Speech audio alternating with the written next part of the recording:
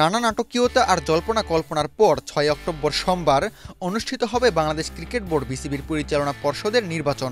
রাজধানীর একটি হোটেলে সকাল ১০টা থেকে বিকেল ৪টা পর্যন্ত চলবে ভোট গ্রহণ। তবে এবার নির্বাচন হবে বেশ কয়েকজন হেভিওয়েট প্রার্থীকে ছাড়াই। তামিম ইকবাল সহ আলোচিত অনেকেই শেষ মুহূর্তে মনোনয়ন প্রত্যাহার করায় নির্বাচনের রোমাঞ্চ অনেকাংশেই ম্লান হয়ে গিয়েছে।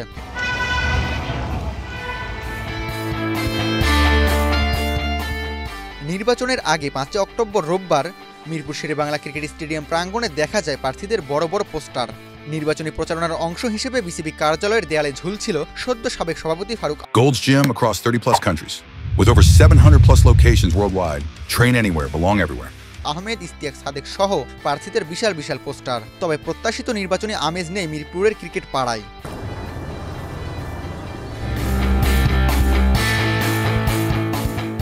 কেননা সর্বশেষ ৪ অক্টোবর শনিবার মনোনয়ন প্রত্যাহার করেন আরও ২ জন প্রার্থী। তার আগে একই দিনে তামিম ইকবাল সহ মোট ১৫ জন নির্বাচন থেকে সরে দাঁড়ান। সব মিলিয়ে মোট ১৭ জন প্রার্থী নির্বাচনের ময়দান ছেড়ে চলে যান। ফলে সভাপতি পদে নাটকীয়তার জায়গা অনেকটাই কমে এসেছে।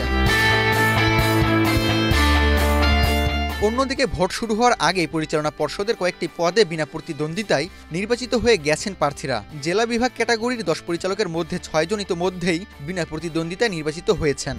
এর মধ্যে রয়েছেন সাবেক ক্রিকেটার ও নির্বাচক আব্দুর রাজ্জাক এবং জনপ্রিয় সঙ্গীত শিল্পী আসিফ আকবর।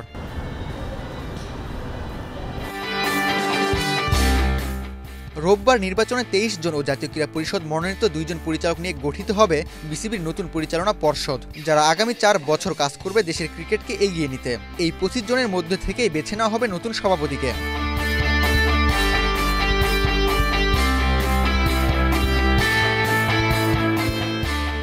ধারণা করা হচ্ছে নতুন সভাপতি হিসেবে দায়িত্ব পেতে পারেন আমিনুল ইসলাম বুলবুল।